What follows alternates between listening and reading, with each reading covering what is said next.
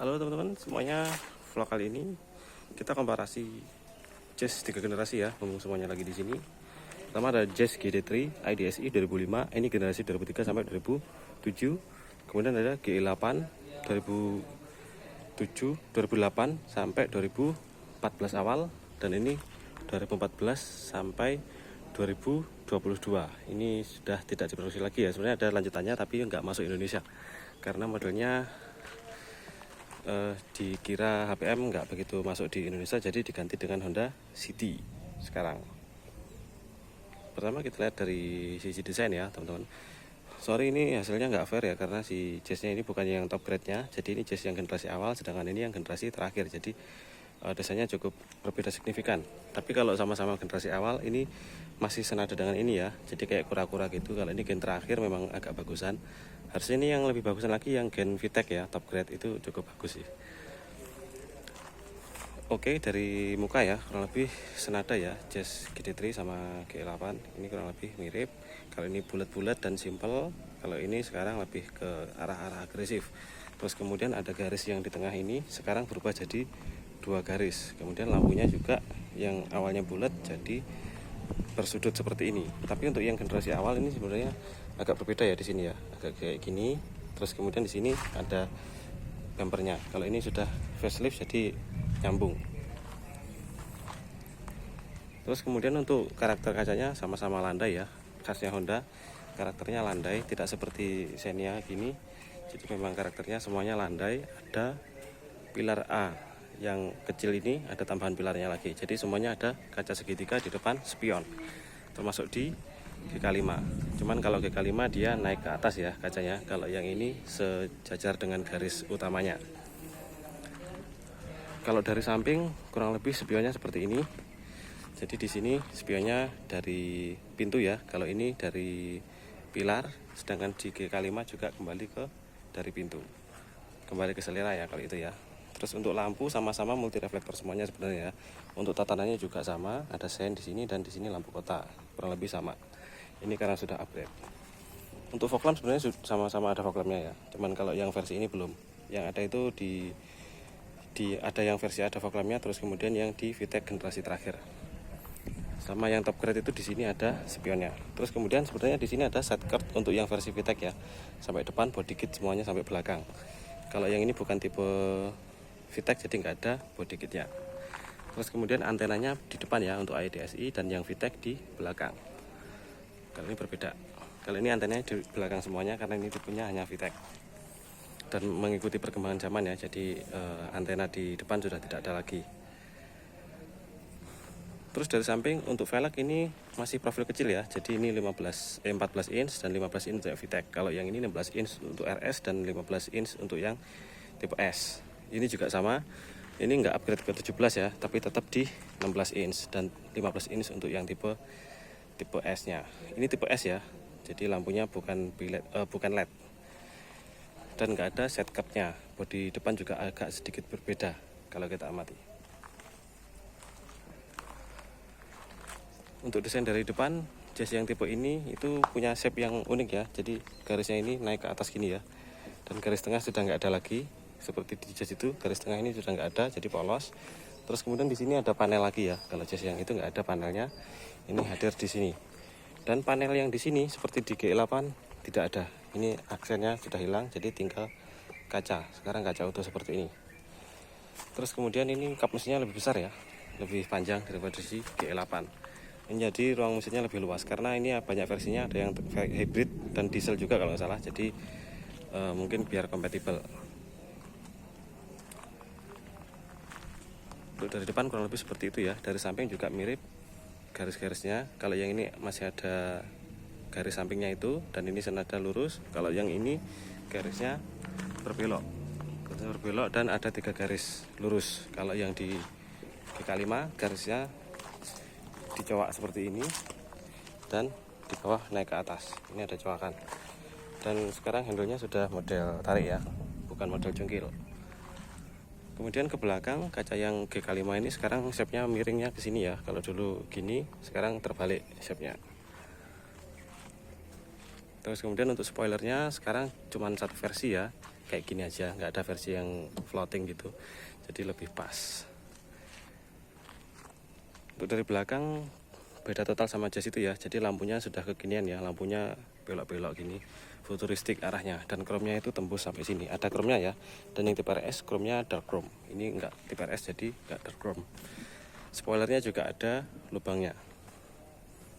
Terus di bawah juga ada lubang seperti mobil super sport, tapi ini mainan, nggak asli. Knalpotnya pindah ke bawah ya, jadi nggak ada coakan knalpotnya sekarang. Lebih racing yang G8. Terus kemudian di sini GK5 juga nggak pakai cakram. Kalau G8 pakai cakram.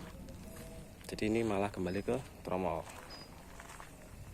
Oke, kita masuk ke mesin ya. Untuk yang di GT3 ini ada dua versi mesinnya, IDSI 88 HP 130 Nm dan VTEC 110 HP 140 Nm.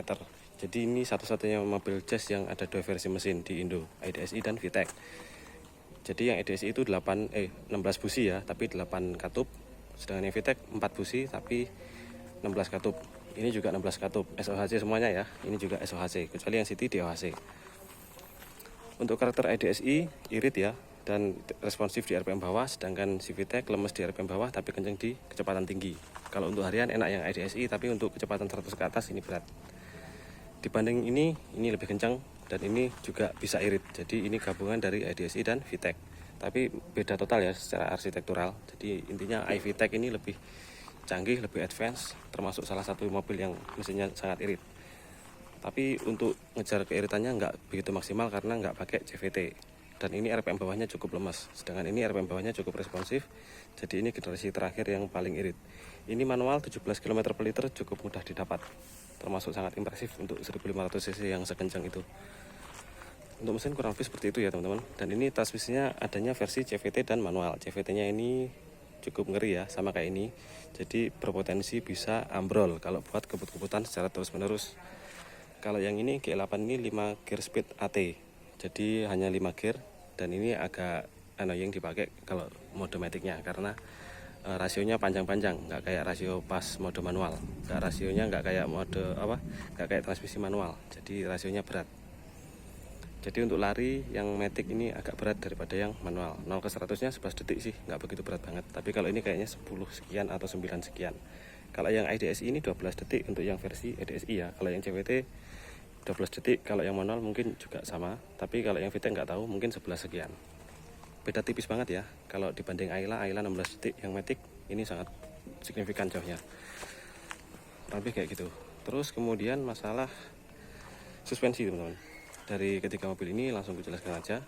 IDSI ini karakternya empuk ya, nggak kayak Yaris. Empuknya itu khasnya Honda, tapi dia cukup enak buat nikung. Tapi gripnya kurang bagus karena banyak kecil, tapaknya kurang lebar. Dan selain itu memang karena suspensi empuk, jadi gripnya memang nggak setajam G8 dan GK5. Di G8 ini ganti arsitektur total ya, jadi ini handlingnya memang lebih enak, bodi lebih lebar juga, dan tapaknya juga lebih lebar. Cuman kelemahannya di jalan berlubang, bantingannya keras banget. Ini satu common part dengan Brio, jadi suspensinya bantingannya mirip banget sama Brio karena suspensinya common part. Cuman karena bodinya lebih lebar jadi tetap lebih stabil di kecepatan tinggi. Ini stabil sih, tapi nggak sestabil ini dan sebangsanya sih. Ini penyempurnaan lagi sih. Terus kemudian untuk masalah apa ya tadi ya, suspensi ya, suspensi kayak gitu sih. Jadi so far ini paling sempurna sih. Selain itu memang karena ini usianya sudah tua juga, jadi suspensinya nggak bisa semaksimal mungkin. Kalau ini karena masih baru, jadi suspensinya masih prima. Kayak gitu sih. Kalau untuk mesin nggak ada obat sih, ini paling irit dan paling aman sih. Untuk masalah kaki-kaki sama rawan semuanya ya. Jadi rak setir cepat banget kena semuanya, termasuk ini.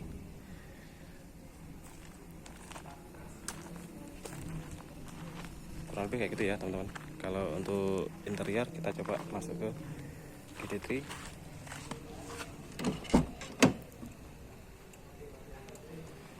Kurang lebih interiornya seperti ini GT3. Jadi joknya sudah berkontur ya, bermeliuk-meliuk gitu, dan ini cukup ergonomi juga meskipun sandaran kepalanya kurang maju, tapi so far sudah good looking ya.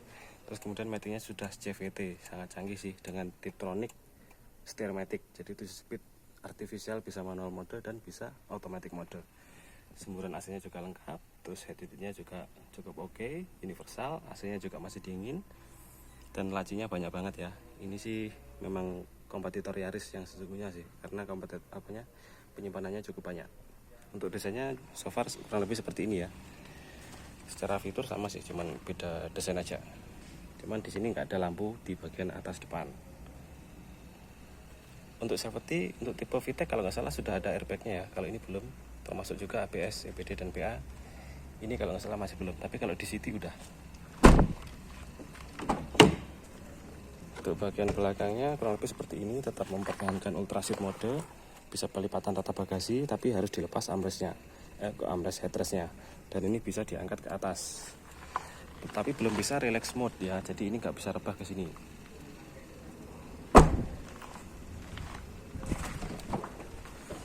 Untuk bagian belakang kurang lebih bagasinya sama ya, nggak ada perbedaan signifikan, cuman di sini ada fitur ada tempat tray atas. Kalau bawahnya kurang lebih sama, ada lampu dan tempat penyimpanan. Materialnya plastik dan di bawah kayak jenis triplek. Di belakang juga sudah ada wiper ya, dan spoilernya ini spoiler yang aneh sih, harus diganti. Oke, kita langsung ke G8. Ini pasti bunyi nih. Untuk di G8 kurang lebih seperti ini ya interiornya. Salah satu yang paling aneh dan futuristik sih. So far desainnya bisa agak bosenin gitu dilihat ya. Jadi kayak pesawat gitu sih, dari sini masuk bagus sih. Welcome-nya itu kena banget sih. Dan di situ ada pilarnya itu ya. Look-nya itu futuristik juga sih. Di situ juga ada floating, dan di sini ada 2 cup holder dan laci atas bawah dan penyimpanan terbuka. Di tengah juga ada penyimpanan cup holder 2 dan penyimpanan terbuka. Terus kemudian ada armrest dan beberapa penyimpanan lagi. Di bawah sebenarnya ada penyimpanan kecil tapi nggak tahu fungsinya apa. Dan ini sudah ada tilt dan teleskopik, serta bisa dikasih switch audio dan cruise control atau dimodif yang lainnya. Ini juga sudah ada fitur retract dan teleskopik steering. Set height tetap ada ya, di Jazz yang lama juga tetap ada. Untuk di atas ada lampu atasnya ya. Untuk belakangnya kurang lebih seperti ini. Kurang lebih luas lagi ya daripada GD3. Loh, sandarannya mana nih? Terus kemudian di sini sandarannya empuk ya, beda sama G5 yang agak keras. Di sini sudah 2 step ya rebahannya, dan ini bisa diangkat, dan ini pelipatannya nggak perlu dilepas karena sudah model slim. Terus di bawah juga ada laci bagasi, bagasi rahasia kecil. Kalau di belakang kurang lebih seperti ini ya. Untuk bagian belakang lagi kurang lebih seperti ini, bagasinya kurang lebih mirip ya, lebih luas dikit. Ada penyimpanan terbuka di situ, dan di sini ada lampunya, dan ada 2 gantungan, serta ada bautnya ya, baut untuk mengikat sesuatu yang kuat, jadi nggak pindah ke sana. Untuk belakangnya kurang lebih seperti ini. Untuk antenanya sebenarnya masih model yang kayak yang itu yang biasa ya, subpole atau apa itu. Oke, kita masuk ke G5 ya. Oke, G5 ini pintunya paling berat, dan karena masih baru jadi masih padat banget, masih kedet ya. Door trimnya kurang lebih seperti ini arsiteknya. Sekarang spionnya pindah ke sini ya. Jadi di sini nggak ada tombol spion sama sekali. Terus kemudian ini bukan HSA, VSA, Econ, enggak, ini stiker. Di sini ada cup holder yang bisa dibuka kayak gini dan ditutup gitu. Terus kemudian di sini ada 2 lubang AC, dan semburannya bisa dibesar kecilkan lagi. Jadi fitur yang di G8 nggak ada, di sini ada lagi. Di GD3 ada loh. Terus speedometernya kurang lebih seperti itu ya sekarang. Jadi ada display besarnya sekarang di bagian kanan. Di situ ada sebenarnya lebih ketampilan aja sih, tapi secara fungsi sebenarnya cuman looking doang sih, nggak ada fitur tambahan di speedonya sih. Adanya apa ya, nggak ada sih, nggak ada. Lebih kalau speedo seperti itu. Terus kemudian untuk tipe RS ada cruise control dan audio steering switch. Karena tipe S jadi nggak ada fitur itu ya, tapi ini sudah tilt dan teleskopik. Tetap ada peninggi jok juga. Terus ini yang versi manual ya, jadi kurang lebih seperti itu. Kalau yang Matic versinya ada CVT. Untuk yang tipe RS ada Tiptronic, kecuali yang S nggak ada Tiptronic ya. Sama di G8 juga ada Tiptronic pedal shift. Jadi nggak setir Matic di depan plus minus itu nggak. Untuk posisi mengemudi ini mirip G8 ya, cuman materialnya tuh kayak berbeda sih. Ini kayak tipis gitu. Dan ini bahannya itu agak keras sedikit dari kepalanya. Oke, untuk AC-nya juga masih putar ya, kecuali yang versi facelift dia sudah full layar sentuh. Itu tidak ada fitur tambahan apapun, justru malah penghangatnya hilang, jadi cuman bisa dingin. Terus di sini juga ada fitur baru kalau yang tipe RS, yaitu keyless entry ya. Jadi belum smart banget, masih keyless doang. Untuk belakangnya kurang lebih tidak ada perubahan, mungkin sedikit lebih luas tapi atapnya sedikit menekuk, jadi untuk naik tingginya nggak begitu maksimal. Ruang kaki lebih luas lagi ya sekarang, jadi ini salah satu jazz terluas sih kalau menurutku, dan dia bisa relax mode, jadi ini bisa direbahin, kita bisa selonjoran dari sini tapi tidak ada lagi rahasia lagi. Oke, ini masih pastikan padahal 6 tahun. Untuk belakangnya kurang lebih seperti ini. Jadi ini lebih menekuk ya bodinya sekarang, kacanya lebih melengkung. Untuk belakangnya kurang lebih seperti ini, dan bahannya sekarang tidak ada penyimpanan. Di sini bahannya seperti bludru. Di sini ada lampunya pindah ke sini sekarang ya. Dan di sini nggak ada gantungan. Dan di sini juga nggak ada kunci-kuncinya. Jadi kita nggak bisa mengikat barang yang bisa bergeser-geser. Agak downgrade ya. Untuk kekedapan so far lebih kedap dikit yang G8. Mungkin komparasinya cukup sampai di sini teman-teman, antara GK5, G8 dan GT3. Video ini hanya komparasi, jadi bukan membandingkan mana yang bagus, kembali ke kalian semuanya. Tapi untuk lari ini nggak ada obat sih, apalagi yang CVT kenceng dan irit, tapi nggak durable sama kayak ini. Ini juga paling nyaman, ini yang paling nggak nyaman metiknya. Tapi kalau manual semuanya ya karakternya kembali ke kaki masing-masing. Oke, itu saja teman-teman, terima kasih telah menonton.